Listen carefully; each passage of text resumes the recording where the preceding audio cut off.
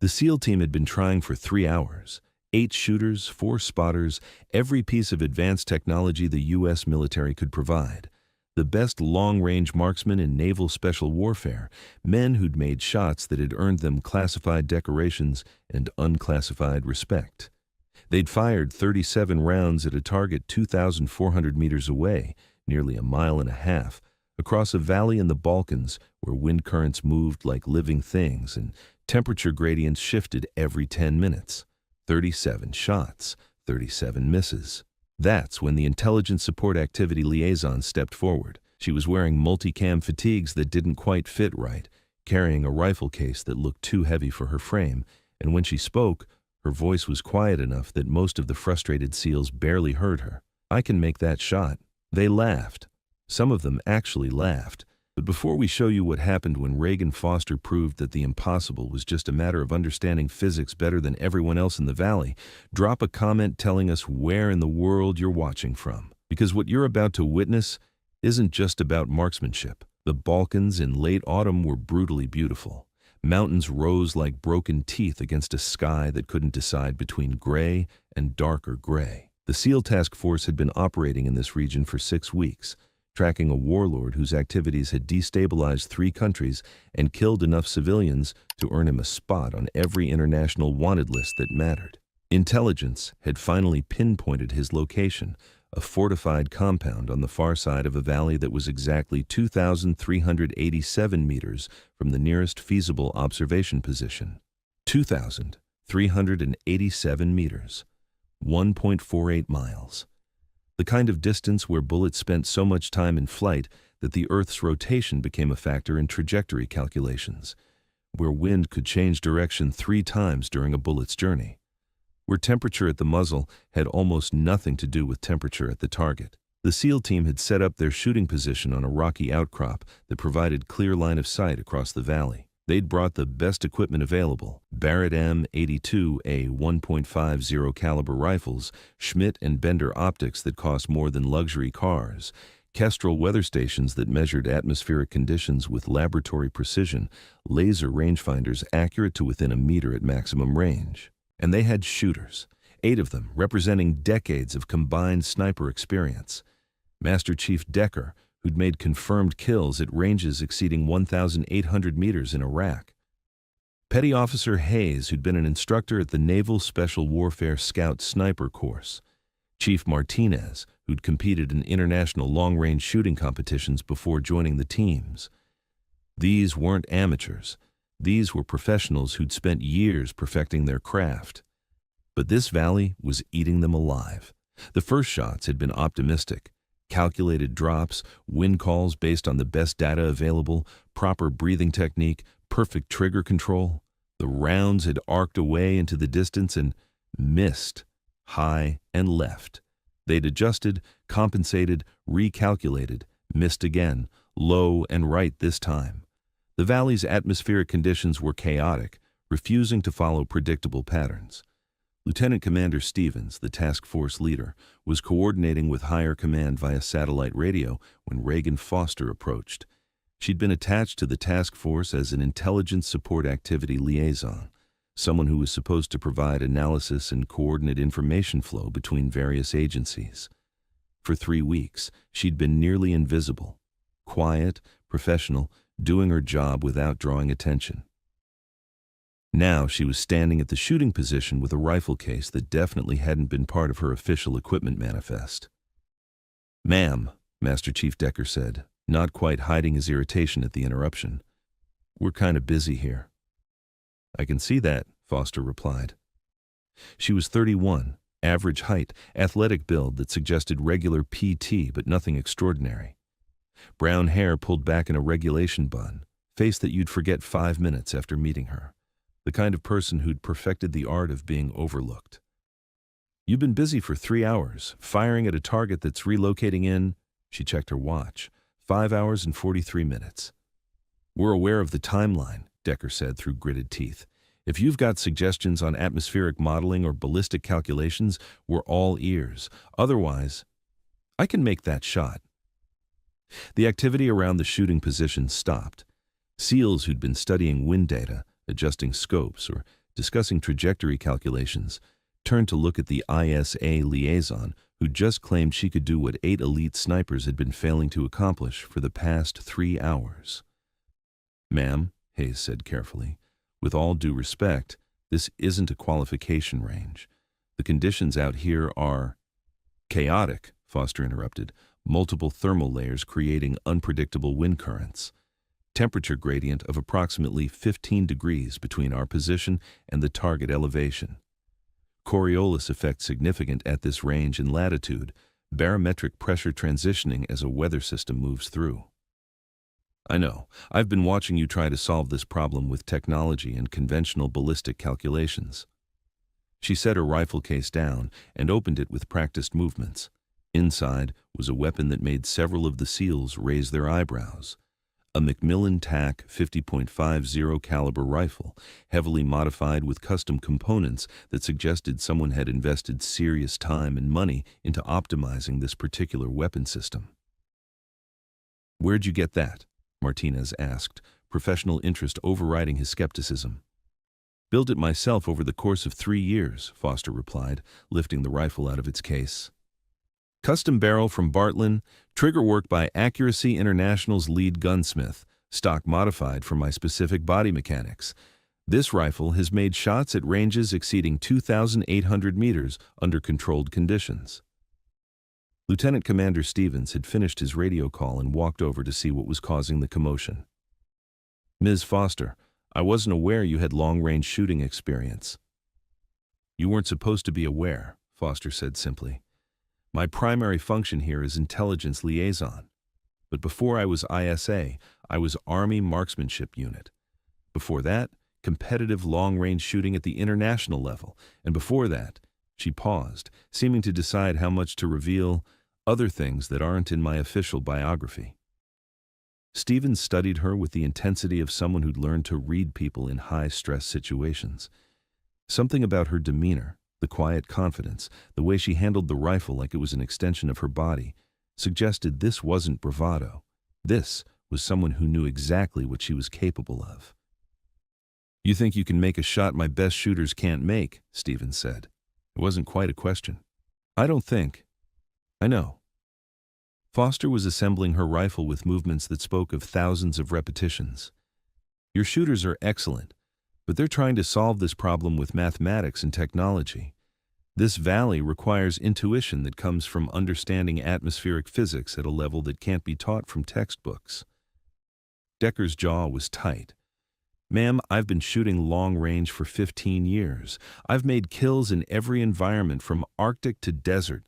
What makes you think you understand this valley better than—" "Because I've been watching it for 3 hours while you've been shooting at it," Foster interrupted, not unkindly.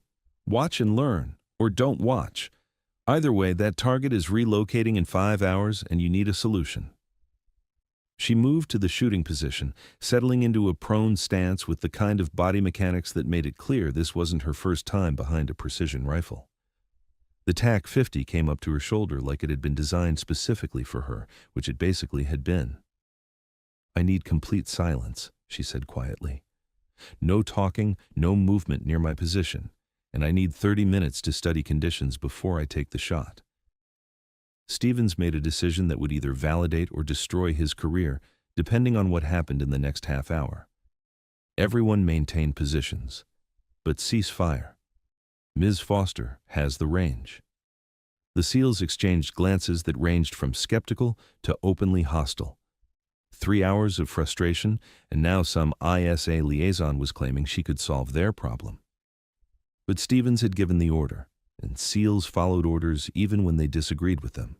Foster ignored the politics and focused on the valley. The study. What happened over the next 30 minutes looked like nothing to the casual observer. Foster laid behind her rifle, eye to scope, barely moving. Occasionally she'd lift her head and observe the valley through a compact spotting scope. Sometimes she'd write numbers in a small notebook. Mostly, she just watched. But what she was doing was anything but simple. Foster was reading the valley the way a master musician reads a score, seeing patterns that weren't visible to conventional observation. She watched how trees bent in different locations, how the pattern changed elevation by elevation. She studied dust devils forming and dissipating, tracking how they moved and what that revealed about ground-level wind currents. She observed how heat shimmer patterns shifted, indicating temperature layers at different altitudes. Every few minutes, she'd pull out a small handheld anemometer and take wind readings at slightly different positions around the shooting area. She was mapping the three-dimensional flow of air, understanding how it moved not just horizontally but vertically, how temperature differences created pressure gradients that pushed air in counterintuitive directions. Through her scope, she watched the target compound with patient intensity. The warlord appeared periodically, moving between buildings, talking to his security detail. She noted his patterns, calculated his likely positions over the next several hours, identified the moment when his position and atmospheric conditions would align for an optimal shot. She wasn't just measuring conditions, she was understanding them, feeling them, building a complete four-dimensional model of the atmosphere her bullet would travel through, accounting not just for where air was moving now, but where it would be moving 7 seconds from now when her bullet reached each point along its trajectory. The SEALs watched with increasing interest. Hayes pulled out his own spotting scope and tried to see what she was seeing. After 10 minutes, he gave up, unable to discern whatever patterns Foster was tracking. Martinez was studying her technique with professional fascination. The way she'd position herself, take a reading, move 3 feet left and take another reading. The way she'd observe distant terrain features and scribble calculations that looked more like fluid dynamics equations than standard ballistic tables. "She's mapping atmospheric layers," Martinez whispered to Hayes, "not just measuring wind speed, but tracking how different pressure systems interact at different elevations. That's graduate-level meteorology applied to ballistics." At the 20-minute mark, Foster pulled out a weather meter and took readings at multiple elevations around their position, climbing to higher ground and lower ground to measure atmospheric gradients. She was breathing steadily, completely focused, existing in a state of concentration that shut out everything except the problem she was solving. She returned to her primary shooting position and began making adjustments to her scope. The numbers she was dialing in looked wrong to anyone watching. Too much elevation compensation, wind adjustment in a direction that seemed opposite to what the Kestrel stations were indicating.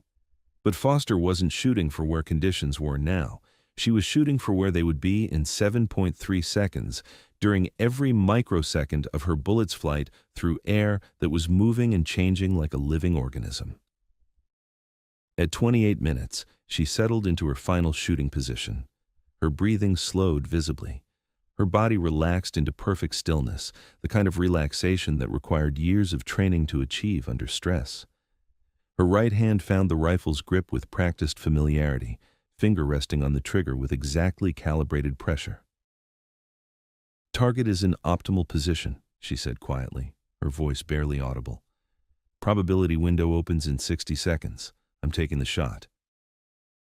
Stevens moved to a position where he could observe through a spotting scope.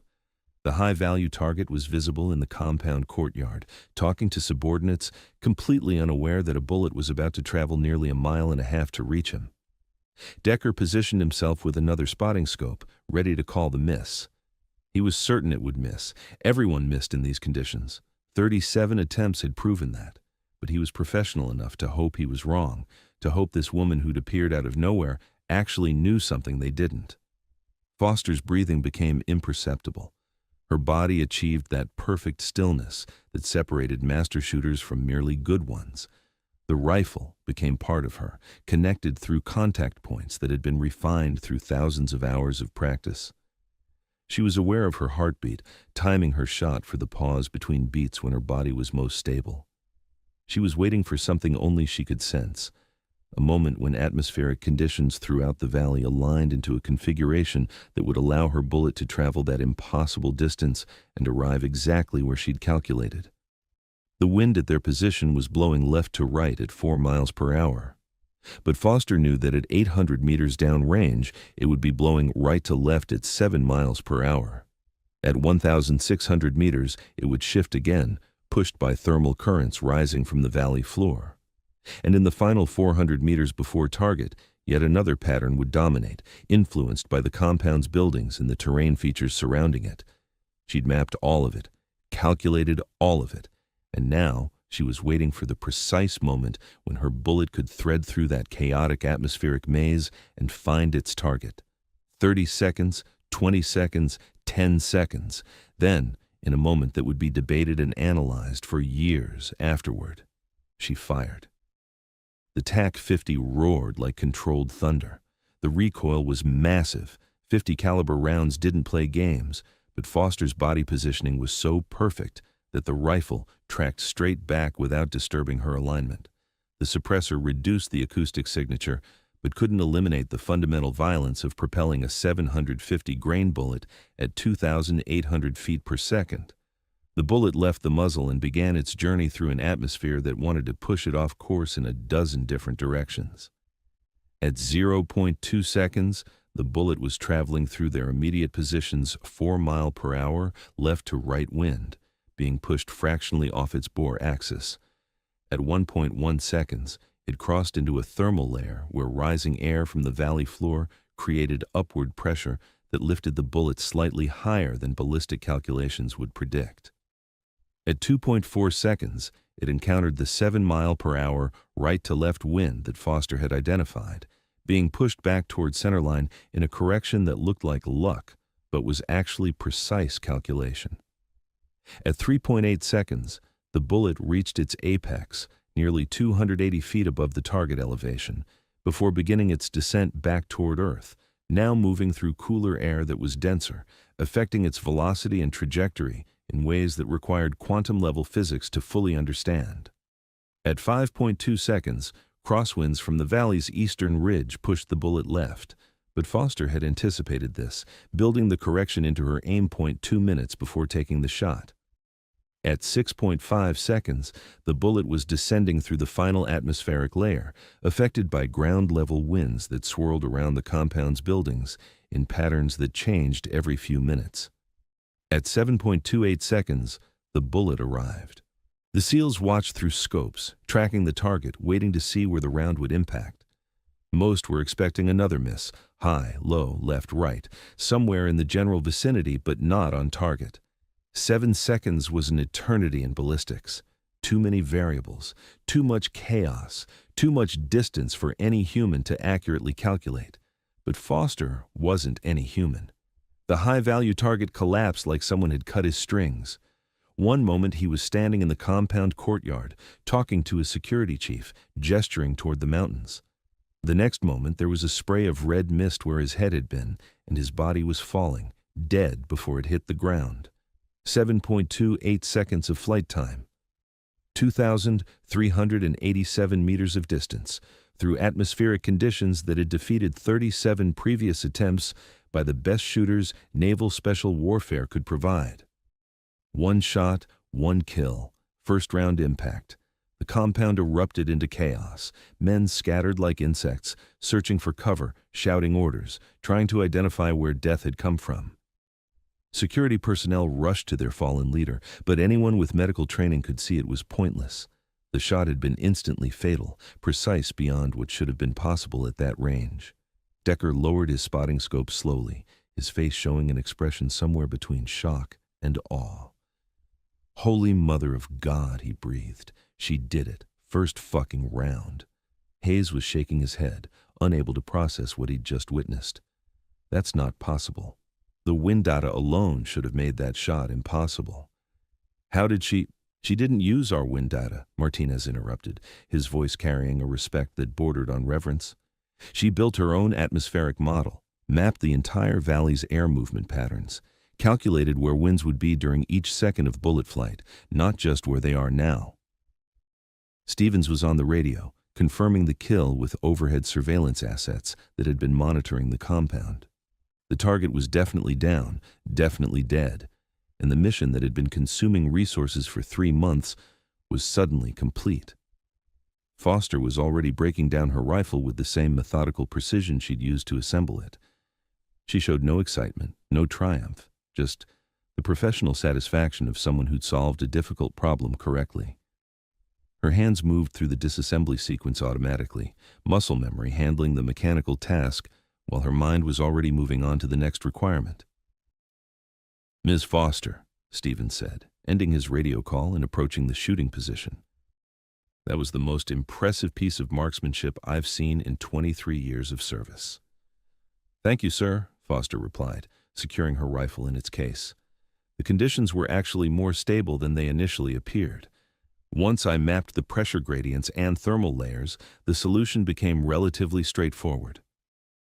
Relatively straightforward, Decker repeated, his tone suggesting he wasn't sure whether to be impressed or insulted. Ma'am, I've been shooting long range my entire adult life. What you just did isn't relatively straightforward. That's borderline miraculous. Foster looked up from her rifle case, meeting Decker's eyes with an expression that was patient but firm. Master Chief, miracles are what people call expertise they don't understand. What I did was apply atmospheric physics and ballistic calculations at a level beyond what standard military training provides. It looks like magic because you haven't been trained to see the patterns I'm seeing. She stood, slinging her rifle case over her shoulder. Your 37 attempts weren't failures.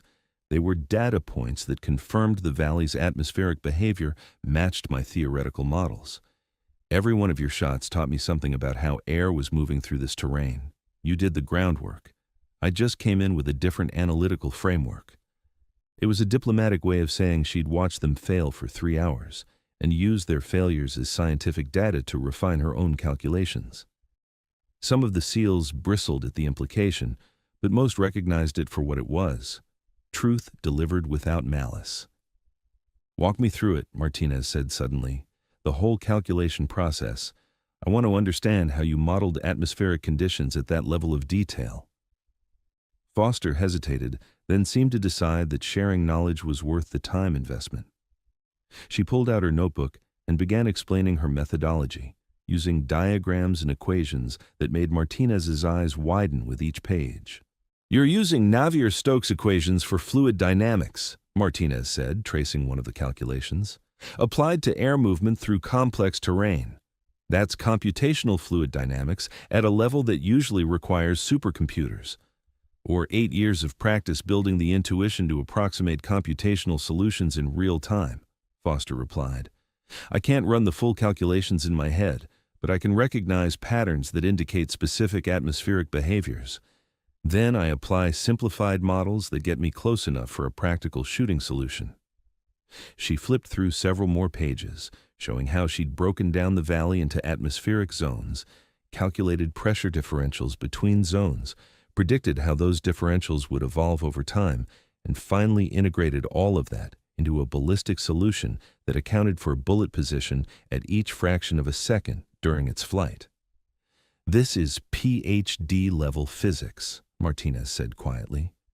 Where did you learn this? MIT, Foster said simply. Doctorate in atmospheric physics with a focus on predictive modeling of chaotic air systems. Got recruited by Army Marksmanship Unit because someone in procurement thought my research might have military applications. Turns out they were right. Stevens was putting pieces together. ISA recruited specialists with unique capabilities that conventional military units lacked. Foster's official role was intelligence liaison, but her actual value was as someone who could solve problems that existed at the intersection of multiple highly technical disciplines. The compound is locked down, Stevens said, checking his tablet. Local authorities are coordinating target confirmation and site exploitation. We'll need to withdraw to our secondary position before enemy forces can organize a response. The team began packing equipment with practiced efficiency. Foster helped secure gear, moving through the tactical space like she'd been part of the unit for years rather than weeks. Her role might be intelligence liaison, but she understood operational security and field discipline like someone with extensive ground combat experience. As they moved out, following exfiltration routes that had been planned days earlier, Hayes fell into step beside Foster. Ma'am, can I ask you something? Of course. That shot. Was it really straightforward once you'd mapped the atmosphere, or were you just being modest? Foster considered the question as they navigated rocky terrain that would take them to their extraction point. Honestly, it was about 70% calculation and 30% educated guess. At that range, in those conditions, you can never account for every variable. But if you understand the major patterns well enough, you can make guesses that are more likely to be right than wrong. Today, my guess was correct. 70-30, Hayes repeated. Most shooters would never take a shot with a 30% uncertainty factor. Most shooters have alternatives, Foster replied. You had 37 attempts to refine your approach. I had one shot, one opportunity. In that situation, 70-30 odds are better than the mission failing, so you take the shot and trust your training. It was a philosophy that resonated with SEALs, who routinely operated in situations where perfect information was impossible and decisions had to be made with incomplete data. Foster might be ISA, might have a PhD in physics, might operate in the intelligence world more than the tactical one, but she understood the warrior mindset of taking calculated risks when stakes were high. The extraction went smoothly. They reached their rally point, linked up with vehicles that had been pre-positioned, and were back at their forward operating base before the enemy forces in the valley could organize any kind of pursuit. By the time local security services arrived at the compound, the SEAL team was 50 miles away, already beginning the process of mission debrief and equipment maintenance. The mission report was carefully worded. Target eliminated at extended range by task force sniper element, technical details classified, method of engagement classified, contributing personnel classified, the kind of report that would satisfy higher command's need for operational success while protecting capabilities that shouldn't be widely known. But within naval special warfare, the story spread. About the ISA liaison who'd made a shot that 8 SEALs couldn't make. About physics and intuition combining to achieve what technology alone couldn't accomplish. About the quiet professional who'd been hiding world-class capabilities behind a job description that didn't begin to capture her actual value. 3 days after the shot, Stevens found Foster in the Task Force Operations Center, reviewing intelligence reports with the same methodical precision she applied to everything. "We need to talk," he said. 3 days after the shot, Stevens found Foster in the Task Force Operations Center, reviewing intelligence reports with the same methodical precision she applied to everything. "We need to talk," he said. They found privacy in a secure planning room. Stevens pulled out a tablet and showed Foster a message from Naval Special Warfare Command. It was a formal request for her temporary assignment to train SEAL snipers in advanced atmospheric modeling and extreme-range shooting techniques. "They want you to teach," Stevens said, "to pass on whatever voodoo you used to make that shot." Foster read the message with a neutral expression. "I'm not sure I can teach this. It took me 8 years to get to a point where I could consistently make shots beyond 2,000 meters. That's not a skill set you can compress into a training course." "They're not asking for a training course. They're asking for you to spend 6 months embedded with the sniper community, working alongside instructors, sharing knowledge." Stevens leaned back. "In my 23 years in the teams, I've never seen anyone make a shot like that, first round, under conditions that defeated every technological solution we had. That's capability the military needs to understand and replicate if possible." "And if it's not possible to replicate?" Foster asked quietly. "Then at least we'll have you. Someone we can call when conventional solutions fail." Stevens met her eyes. That shot saved 3 months of operational planning and probably saved lives by removing a target who was destabilizing an entire region. That's value that transcends job descriptions and organizational charts. Foster considered this. Part of her wanted to decline, to maintain the low profile that had served her well throughout her career. But another part, the part that had spent 8 years obsessively pursuing perfection in long-range shooting, recognized an opportunity to share knowledge that might save lives. 6 months, she said finally. "But I maintain my ISA duties and can be pulled for operational requirements, and the training stays classified. I don't want my techniques becoming public knowledge." "Agreed." Stevens extended his hand. "Welcome to the community, Ms. Foster." Officially. Over the following 6 months, Reagan Foster became something of a legend within special operations circles. She worked with SEAL snipers, Army Special Forces marksmen, Marine Scout snipers, and Air Force Special Operations personnel, teaching advanced atmospheric modeling that went far beyond standard ballistic calculations. Her classes were small, never more than 8 students at a time, and highly selective. She required students to have advanced mathematics backgrounds, preferably with coursework in fluid dynamics or atmospheric physics. The washout rate was high. Many students could follow the theory, but couldn't develop the intuitive feel for atmospheric patterns that real-world application required. But those who succeeded gained capabilities that pushed the boundaries of what was considered possible in long-range precision shooting. They learned to read terrain like a three-dimensional atmospheric map, to recognize patterns in how air moved that were invisible to instruments, to calculate ballistic solutions that accounted for air as a dynamic, changing medium rather than a static variable. Foster didn't just teach mathematics, she taught a way of seeing, a way of understanding that the atmosphere was alive, that it moved and breathed and created opportunities for those patient enough to wait for the right moment.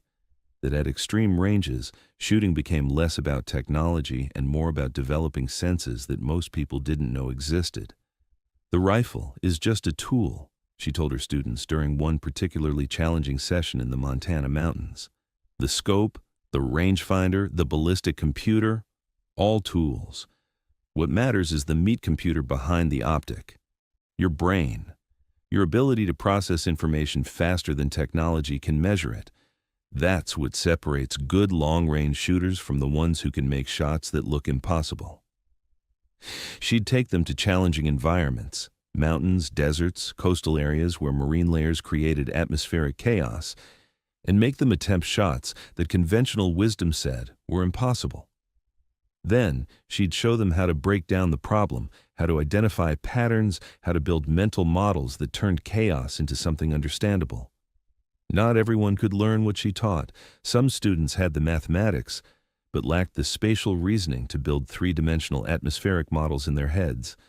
Others had natural shooting talent, but couldn't grasp the underlying physics that explained why certain techniques worked. But a few, maybe 1 in 20, grasped it, found that place where training and talent combined to create something beyond either component. Those few became the military's answer to problems that required eliminating threats at ranges that shouldn't be possible. Martinez was one of them. The SEAL chief had the right combination of competitive shooting background, mathematical aptitude, and dedication to master Foster's techniques. By the end of 6 months, he'd made confirmed hits at ranges exceeding 2,200 meters under field conditions that would have defeated him before the training. "You gave me a new way of seeing," Martinez told Foster during their final training session. "I thought I understood long-range shooting, but you showed me I was only seeing 2 dimensions when the real problem exists in 4 dimensions. Time matters as much as space. Predicting where conditions will be matters more than measuring where they are now." Foster nodded, pleased that at least some of her students had internalized the core concepts. Remember that technology is a crutch. Use it for baseline data, but don't trust it at extreme ranges. Trust your training. Trust your ability to read what the atmosphere is telling you. The wind doesn't lie if you know how to listen. The shot in the Balkans remained classified, but it became the standard that others measured themselves against. 2,387 meters, first-round hit under impossible conditions, the benchmark for what could be achieved when capability exceeded expectation.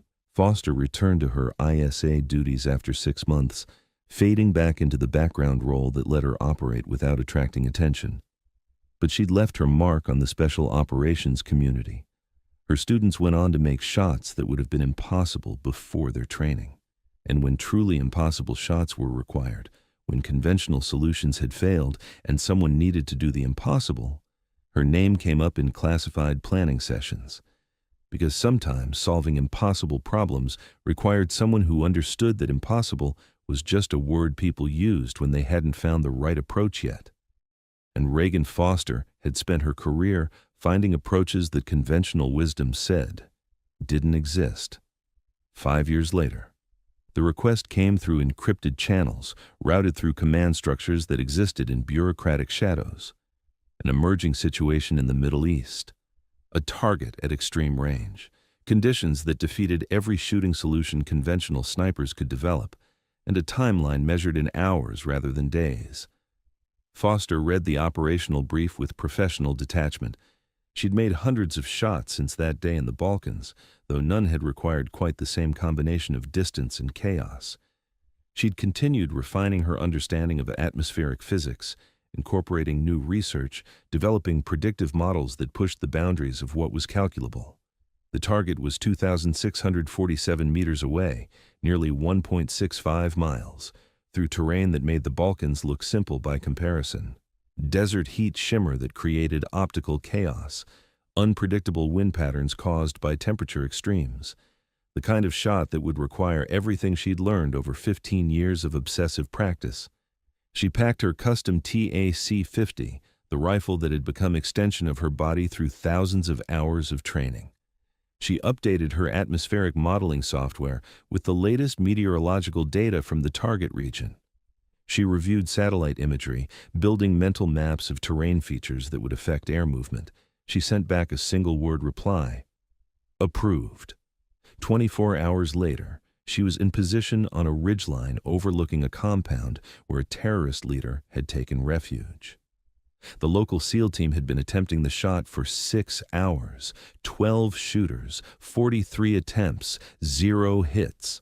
Foster spent 90 minutes studying the environment. The desert atmosphere was even more chaotic than the Balkans had been. Heat created convection currents that pushed air in violent, unpredictable patterns. Dust devils formed and dissipated without warning. Mirages made distance estimation nearly impossible using conventional methods. But Foster didn't use conventional methods. She mapped the chaos, found patterns in what looked like randomness, identified the rhythm of how heat moved through the valley, how it created pressure gradients, how those gradients pushed air in ways that instruments couldn't measure, but trained observation could detect. When she finally took the shot, it was with the same quiet confidence she'd shown 5 years earlier in the Balkans. The bullet traveled for 8.1 seconds through atmosphere that wanted to push it off course in a dozen different directions. It threaded through thermal layers, fought against crosswinds, compensated for pressure differentials that changed microsecond by microsecond, and it arrived exactly where Foster had calculated it would. The target dropped. Mission complete. Another impossible shot made possible through expertise that existed at the intersection of physics, mathematics, and intuition, developed through years of dedicated practice. The SEALs, watching through spotting scopes, were silent for a long moment. Then one of them, a young sniper who'd been trying unsuccessfully for hours, spoke quietly into the silence. How does she do that?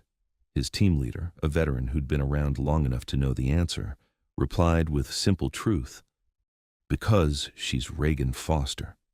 And for her, impossible is just physics that other people don't understand yet. Reagan Foster continued her work as an ISA liaison, moving through military organizations with the quiet professionalism that had characterized her entire career. Most people she worked with never knew about her capabilities. She was just another intelligence specialist doing her job, filing reports, coordinating information flow.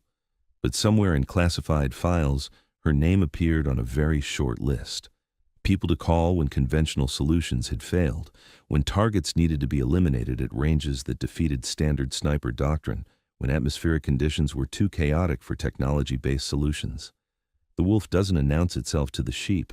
It waits patiently, watching, learning, understanding terrain and conditions that others merely observe.